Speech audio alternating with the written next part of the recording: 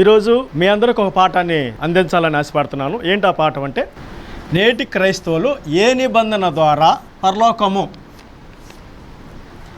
పరలోకం కొరకు భక్తి చేసే ప్రతి మనుషులు, నా భక్తే నిత్యజీవం అనుకునే ఆశపడి ఎదురు చూసే వారికి ఈరోజు ఈ పాఠం మంచి మార్గమై ఉంది. ఏంటి ఆ పాఠం అంటే, నేటి క్రైస్తవులు ఏ నిబంధన ద్వారా పరలోకము. యేసుక్రీస్తు వారు పరలోకానికి సంబంధించిన ఒక మాట మాట్లాడారు. ఆ మాట ఏంటంటే మత్తయి సువార్త 7వ అధ్యాయము 21వ వచనం చదువుకుందాం. యేసుక్రీస్తు వారు మాట్లాడుతున్న మాటలు పరలోక సంబంధమైన మాటలు మాట్లాడాడు. మత్తయి సువార్త 7వ అధ్యాయము 21వ వచనం, ప్రభువా ప్రభు అని పిలుచు ప్రతివాడు పరలోక రాజ్యంలో ప్రవేశింపడు కానీ పరలోకమందున నా తండ్రి చిత్త ప్రకారం చేయువాడే. అర్థమవుతుందండి? యేసుక్రీస్తు వారు మాట్లాడుతున్నాడు, భూమి మీద నుండి పరలోకానికి వెళ్ళాలని ఏ మనుషుడైతే ఆశపడి ఎదురు చూస్తున్నారో, నా బ్రతికే పరలోకం అని భక్తి జరిగిస్తూ మందిరాలకు వెళ్తూ కానుకలిస్తూ ఉపవాసాలు ఉండి నిత్యత్వం కొరకు ఆశపడి ఎదురు చూసే ప్రతి మనుషుడు ఈ పదాన్ని ఆలోచించాలి. ఏంటి ఆ పదం అంటే, మత్తయి సువార్త 7వ అధ్యాయం 21వ వచనం, ప్రభువా ప్రభు అని పిలుచు ప్రతివాడు పరలోక రాజ్యంలో ప్రవేశింపడు కానీ పరలోకమందున నా తండ్రి చిత్త ప్రకారం చేయువాడే పరలోక రాజ్యం ప్రవేశిస్తాడని స్వయాగా యేసుక్రీస్తు వారు మాట్లాడుతున్న మాటల్లో తండ్రి చిత్తం ఏంటో ఈ పాఠంలో మనం ఆలోచించేద్దాం. నేటి క్రైస్తవులు ఏ నిబంధన ద్వారా పరలోకం అనే క్వశ్చన్తో కూడిన పాఠాన్ని. ఏ నిబంధన అంటే, నిబంధనలు ఎన్ని ఉండాలి? ఒక నిబంధన ఉంటే ఏ నిబంధన అండవు, అవునా? ఒక నిబంధన అయి ఉంటే ఏ నిబంధన అనరు. మనము రోజు చదువుతూ పాటిస్తున్నటువంటి భక్తుల్ని ఏ బైబిల్ని ఆధారం చేసుకొని భక్తిని సాగిస్తున్నారో అదే బైబిల్లో 2 నిబంధనలు ఉన్నాయి. ఒకటి పాత నిబంధన, 2 క్రొత్త నిబంధన. ఒకటి పాత నిబంధన, 2వది క్రొత్త నిబంధన. ఏ నిబంధన ద్వారా పరలోకం అనే పాఠంలో 2 నిబంధనలు ఇవ్వబడినటువంటి ఈ పరిశుద్ధ గ్రంథంలో పాత నిబంధన ఉంది, క్రొత్త నిబంధన ఉంది. నేటి క్రైస్తవులు ఏ నిబంధన అనుసరించి పాటిస్తే జరిగిస్తే పరలోకం చేరతారో ఈ పాఠం ద్వారా మీకు మంచి మెసేజ్ అందిస్తున్నా. ఈ పాఠం విన్న తర్వాత మీకు ఇవ్వబడినటువంటి స్క్రీన్ మీద ఇవ్వబడినటువంటి ఫోన్ నెంబర్లకి కాల్ చేసి సందేహాలు కానీ అనుమానాలు కానీ మీకు ఏది డౌట్ వచ్చినా మాకు కాల్ చేయొచ్చు. మేము మీ వద్దకు వస్తాము, లేదా మీరు మా దగ్గరికి వచ్చిన సందేహం మాత్రం క్లారిటీ ఇవ్వబడుతుంది. పాత నిబంధన ద్వారానా, క్రొత్త నిబంధన ద్వారా? పాత నిబంధన ఎలా ఉంది, క్రొత్త నిబంధన ఎలా ఉంది? పాత నిబంధన నడిపించిన నాయకుడు ఎవరు? పాత నిబంధన అంటే నడిపించడానికి ఒక నాయకుడు ఉన్నాడు. ఆయన ఎవరయ్యా అంటే మోషే గారు. పాత నిబంధన ఏ జనాంగానికి ఇవ్వబడింది? ఇశ్రాయేలు జనాంగానికి ఇవ్వబడింది. పాత నిబంధన మోషే గారి యొక్క నాయకత్వంలో ఇశ్రాయేలు జనాంగానికి ఏ పర్వతం మీద ఇవ్వబడింది? సీనాయి పర్వతం మీద. పాత నిబంధన మోషే గారి యొక్క నాయకత్వంలో ఇశ్రాయేలు ప్రజలకు సీనాయి కొండ మీద ఇవ్వబడినటువంటి నిబంధన. ఏంటి ఆ నిబంధన? ఇంకో పేరుతో పిలువబడతారు. పాత నిబంధన అంటారు, ధర్మశాస్త్రం అంటారు, అక్షరం అని పిలుస్తున్నారు, ఆగర్ అని కూడా పిలువబడుతుంది. పాత నిబంధన ఏ పేరుతో పిలువబడుతుందంటే, పాత నిబంధన అనగా ధర్మశాస్త్రం అన్నా, అక్షరము అనగా, ఆగర్ అనగా, అవన్నీ పర్యాపదాలతో పిలువబడిన గ్రంథమే పాత నిబంధన. మోషే గారు ఇశ్రాయేలుకి సీనాయి కొండ మీద ఏ నిబంధన ఇచ్చారంటే ధర్మశాస్త్రం. పాత నిబంధన మోషే గారి యొక్క నాయకత్వంలో ఇశ్రాయేలు యొక్క జనాంగానికి సీనాయి కొండ మీద ధర్మశాస్త్రమైన నిబంధన నడిపిస్తూ ఇశ్రాయేలు ప్రజాంగానికి దేవాది దేవుడు ఏ పేరుతో దేవుణ్ణి పిలువబడ్డాడు? ఏ పేరుతో దేవుణ్ణి పిలువబడ్డారు అంటే యెహోవా. యెహోవా అనే పేరుతో ఇశ్రాయేలు జనాంగాన్ని పిలువబడ్డారు. ఇశ్రాయేలు జనాంగం యొక్క దేవుడి పేరు ఏంటంటే, ఏం పేరు? యెహోవా. ఇశ్రాయేలు యొక్క జనాంగం యొక్క పేరు ఏంటంటే యెహోవా. మోషే గారి యొక్క నాయకత్వంలో ఇశ్రాయేలు యొక్క ప్రజాంగానికి ఇవ్వబడిన ధర్మశాస్త్రము, సీనాయి కొండ మీద ఇవ్వబడిన ధర్మశాస్త్రము, యెహోవా అనే పేరుతో ప్రత్యక్షమైబడినటువంటి ఈ పాత నిబంధన. ఇది పాత నిబంధన. ఇశ్రాయేల్ ప్రజలు తెచ్చినటువంటి కానుకల యొక్క విధానం ఏం తెచ్చారు, ఎంత తెచ్చారంటే సంవత్సరానికి ఒక్కసారి దశంభాగాలు తెచ్చారు. ఎవరికి తెచ్చారంటే లేవీయులకు తెచ్చారు. పాత నిబంధన డిజైన్ పరిశుద్ధ గ్రంథంలో 2 నిబంధనలు ఇవ్వబడింది. 2 నిబంధనలు ఫస్ట్ నిబంధన, పాత నిబంధన. 1వ నిబంధన ఫస్ట్ నిబంధన, ముందు ఇవ్వబడిన నిబంధన. ఇది ఇలా ఉండగా ఇదే పరిశుద్ధ గ్రంథంలో 2వ నిబంధన, క్రొత్త నిబంధన ఉన్నది. అది కూడా డిజైన్ చేద్దాం. క్రొత్త నిబంధన ఇయటానికి నాయకత్వం ఒక ఆయన ఉన్నాడు. ఎవరా నాయకుడు అంటే మన ప్రభువైన యేసుక్రీస్తు వారు. క్రొత్త నిబంధన యేసుక్రీస్తు ద్వారా ఏ జనాంగానికి ఇవ్వబడిందంటే ఇందా చెప్పాను, నేటి క్రైస్తవులు. క్రొత్త నిబంధన యేసుక్రీస్తు ద్వారా ఏ జనాంగానికి ఇవ్వబడిందంటే క్రైస్తవులకి. క్రొత్త నిబంధన యేసుక్రీస్తు ద్వారా క్రైస్తవులకి ఇవ్వబడింది. ఏ నిబంధనతో ఇవ్వబడింది? క్రైస్తవులకి ఇచ్చిన. యేసుక్రీస్తు ద్వారా దేవుడు క్రైస్తవులకి ఏ నిబంధన ఇచ్చారు? క్రొత్త నిబంధన యేసుక్రీస్తు ద్వారా క్రైస్తవులకి క్రొత్త నిబంధన ఒక నిబంధనతో భక్తి జరిగిస్తూ క్రైస్తవుల యొక్క దేవుడి పేరు, ఇశ్రాయేలు యొక్క దేవుడి పేరు యెహోవానే. ఎలాగా? నిర్గమకాండము 6:2లో ఇశ్రాయేలు యొక్క ప్రజలకు మోషేకి ఎలా ఏ పేరుతో ప్రత్యక్షమైందంటే యెహోవా అనే పేరుతో. క్రైస్తవులకి క్రొత్త నిబంధన ప్రకారము ఏ పేరుతో దేవుడు ప్రత్యక్షమయ్యాడంటే తండ్రి. 1 కొరింథీ 8:6 నుండి తండ్రి అనే పేరుతో ప్రత్యక్షమయ్యాడు. తండ్రి చిత్తంలో ప్రభు అని పిలిచి ప్రతివాడు తండ్రి చిత్తం ఏ చిత్తాన్ని నెరవేస్తే నిత్యత్వానికి వెళ్తారో పాఠం క్లారిటీగా ఇవ్వబడుతుంది.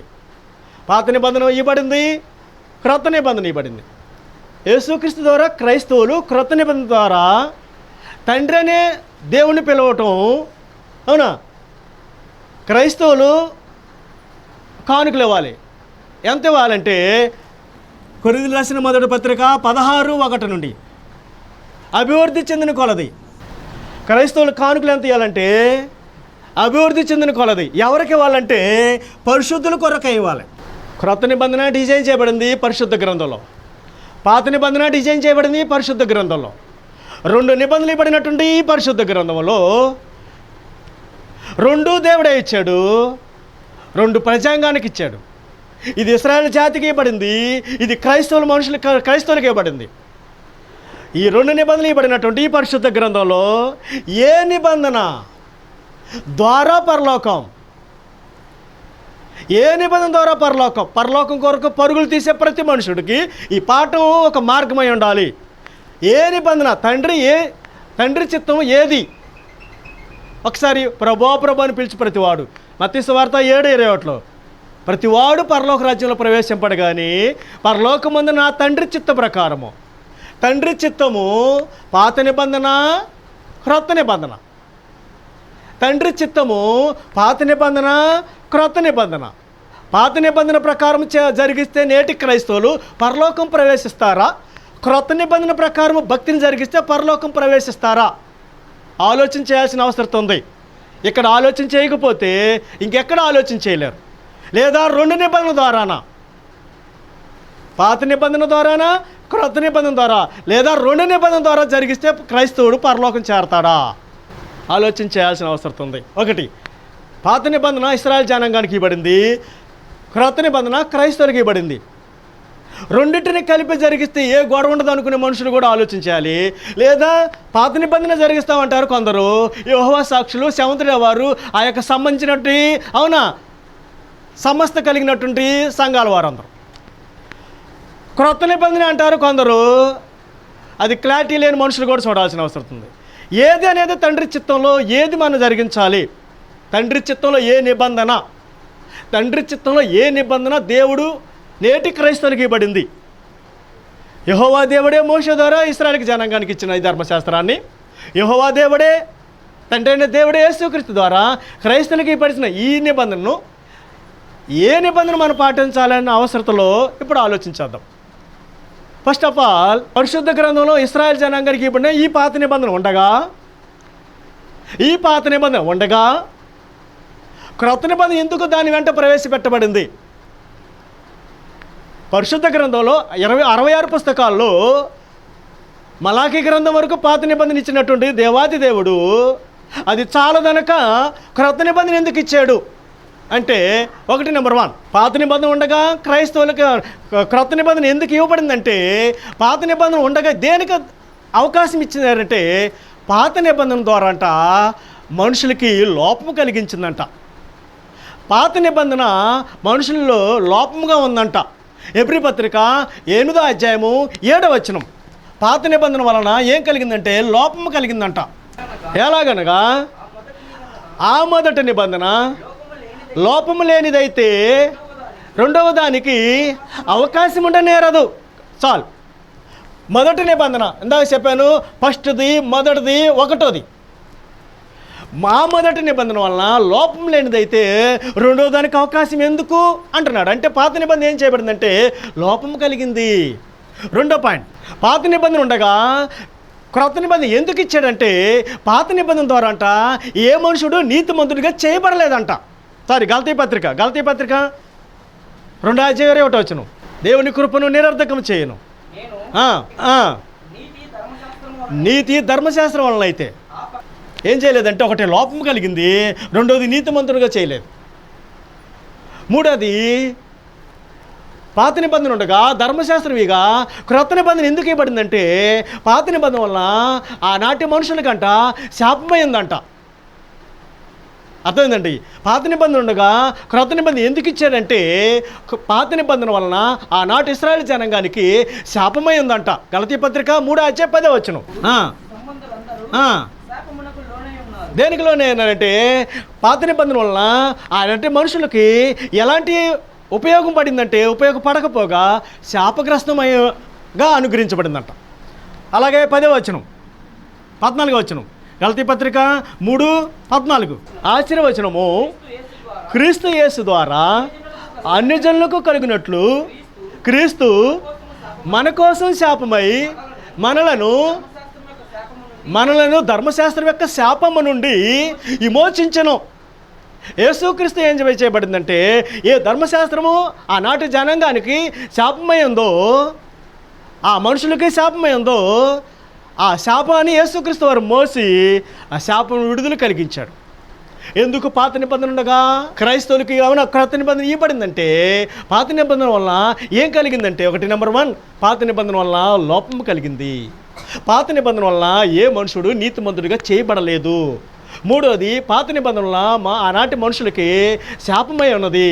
పాత నిబంధన వలన ఇంకేం కలిగిందంటే, ఏ మనుషుడిని సంపూర్ణ శుద్ధి చేయలేదంట. నాలుగోది, హెబ్రీ పత్రిక 7:18. హెబ్రీ పత్రిక 7:18. ఆ ధర్మశాస్త్రము దేనికిని, అర్థమైందండి, ఆ ధర్మశాస్త్రం ఏం చేయలేదంటే సంపూర్ణ శుద్ధి చేయలేదు. ధర్మశాస్త్రం వల్ల ఏ మనుషుడికంట సంపూర్ణ శుద్ధి కలగలేదంట. అర్థమైందండి. ఒకటి లోపం కలిగింది, రెండోది ఏ మనుషుని నీతిమంతుడిగా చేయలేకపోయింది, మూడోది శాపగ్రస్తమైనది, నాలుగోది సంపూర్ణ శుద్ధి కలగజేయలేదు, ఐదోది పాపమును తీసివేయలేదంట. రోమపత్రిక 8వ అధ్యాయం 1-2 వచనాలు. పాపమును తీసివేయలేదంట. ఇప్పుడు ఏ శిక్షా విధి లేదు.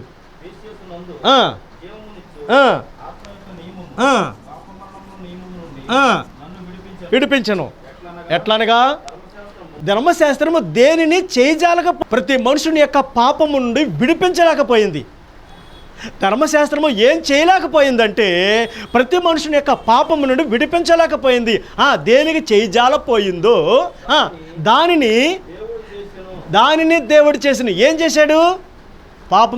పాపం యొక్క మరణము నియమము నుండి జీవము ఇచ్చే మరణమునికి విడిపించింది. పాప మరణ నియమము నుండి జీవము ఇచ్చే నియమంలోనికి నడిపించింది. ఏం చేయలేదంటే ప్రతి మనుషుని పాపమును తీసివేయలేకపోయింది. ఓకేనా? పాత నిబంధన ఉండగా పరిశుద్ధ గ్రంథం 27 పుస్తకాల్లో క్రొత్త నిబంధన ఎందుకు ఇచ్చాడంటే, పాత నిబంధన ఏం కలిగిందంటే ఏ మనుషు అది లోపం కలిగిందని హెబ్రీ గ్రంథకర్త మాట్లాడారు. పాత నిబంధన ఏం చేయలేకపోయిందంటే ఏ మనుషుని నీతిమంతుడు చేయలేకపోయిందని అపోస్తలుడైన పౌలు గారు మాట్లాడారు. పాత నిబంధనలు ఏం కలిగిందంటే ఏ మనుషుడిని సంపూర్ణ శుద్ధి కలిగి చేయలేదంట. పాత నిబంధన ఏం చేయలేకపోయిందంటే ఏ మనుషుని యొక్క పాపం నుండి విడిపించలేకపోయిందంట. ఇలాంటి ఉన్నటువంటి ఈ ధర్మశాస్త్రము, ఇలాగున్నటువంటి ఈ పాత నిబంధన ఏం చేయబడిందంటే, ఇలాగ ఉన్నటువంటి ఈ ధర్మశాస్త్రము, ఈ పాత నిబంధన ఏం చేయబడిందంటే, కొరింథీయులకు రాసిన 2వ పత్రిక 3:14, కొరింథీయులకు రాసిన 2వ పత్రిక 3:14, కొరింథీయులకు రాసిన 2వ పత్రిక 3:14 మరియు వారి మనసులను కఠినములైనను గనుక నేటి వరకును పాత నిబంధన చదువుతున్నప్పుడల్లా అది క్రీస్తునందు కొట్టివేయబడిందని వారికి తేటపరచబడక. ఎందుకు కొట్టివేయబడిందంటే, క్రీస్తు యేసునందు పాత నిబంధన ఎందుకు కొట్టివేయబడిందో ఆన్సర్ ఒక్కసారి లోపంగా ఉన్నది కనుక, ఆన్సర్ ఒకసారి శాపగ్రస్తమైంది కనుక, లోపం నీతిమంతులుగా చేయలేదు కనుక. ఎందుకు క్రీస్తు యేసునందు పాత నిబంధన కొట్టివేయబడిందంటే ఏ మనుషుని సంపూర్ణ శుద్ధికి చేయలేదు కనుక. ఎందుకు క్రీస్తు యేసునందు పాత నిబంధన కొట్టివేయబడిందంటే పాపమును తీసివేయలేదు కనుక. ఇంకో పాయింట్ కూడా ఉంది, అది కూడా రాసుకున్నా. 6వ పాయింట్, పాత నిబంధనలో ఏం కలిగిందంటే ద్వేషం కలిగించిందంట. 6వ పాయింట్ కూడా రాసుకుంది ఇక్కడ, ద్వేషం కలిగించిందంట.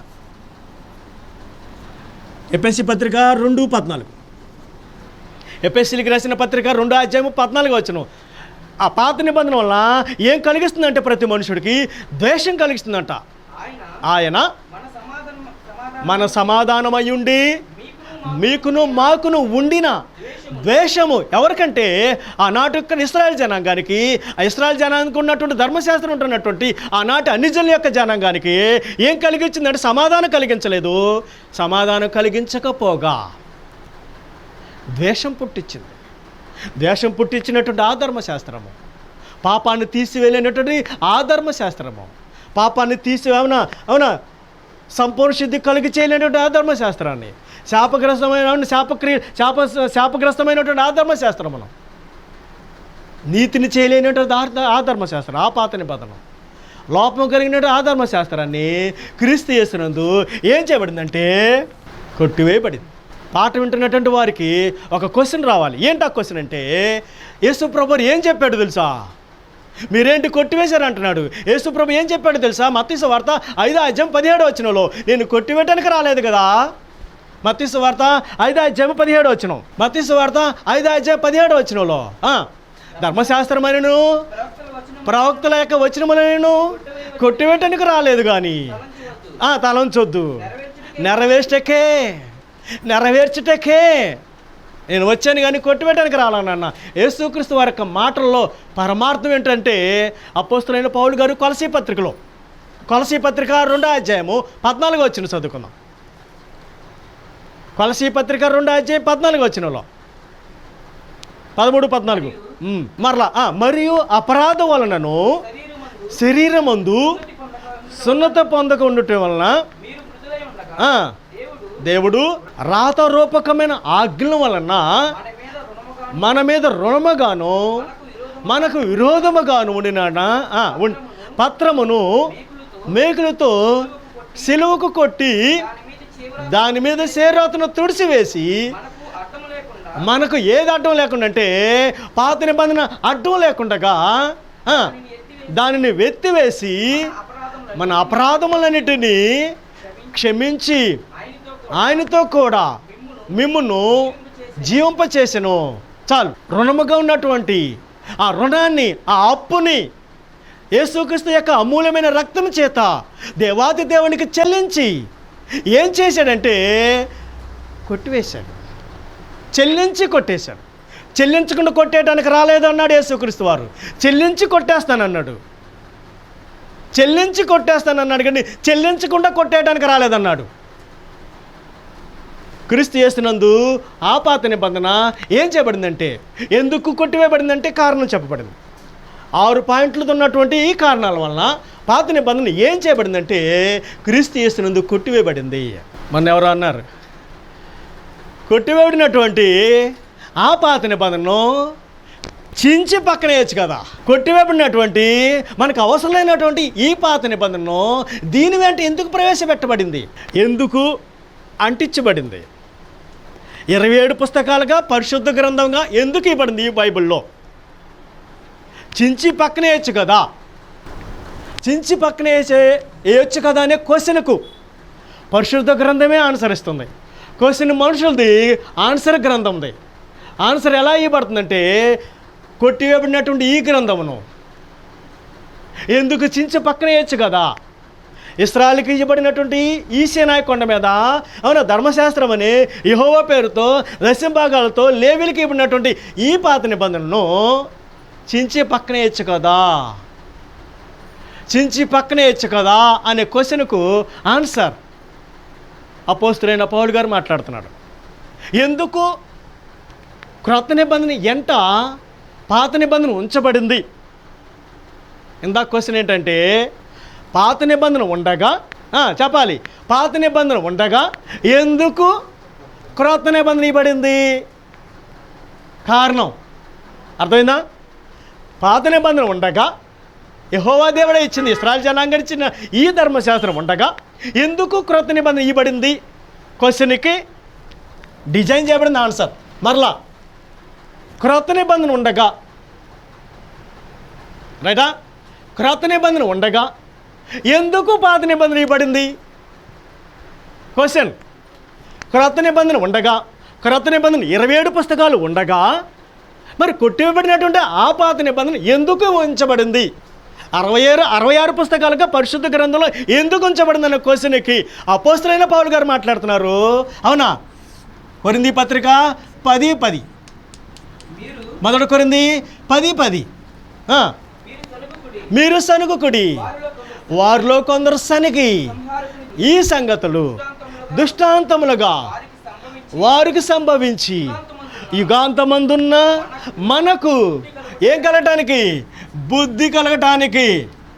క్రొత్త నిబంధన ఉండగా పాత నిబంధన ఎందుకు ఇవ్వబడింది అంటే యుగాంతమందు ఉన్నట్టు క్రైస్తవులకి ఏం కలగటానికంట? బుద్ధి కలగటానికి. ప్రభునందు ప్రియమైన ప్రార్థన టీవీ ప్రేక్షకులకు, వీక్షిస్తున్న ప్రేక్షకులకు యేసుక్రీస్తు నామమున అందరికీ వందనాలు. పాత నిబంధన క్రొత్త నిబంధన అనే పాఠాన్ని నెక్స్ట్ ఎపిసోడ్లో కూడా దీన్ని కంటిన్యూ చేయబడుతుంది. పాత నిబంధన ఇచ్చినప్పుడు క్రొత్త నిబంధన ఎందుకు దాని వెంట ప్రవేశపెట్టబడిందంటే బుద్ధి కలుగుటకు, బోధ కలుగుటకు.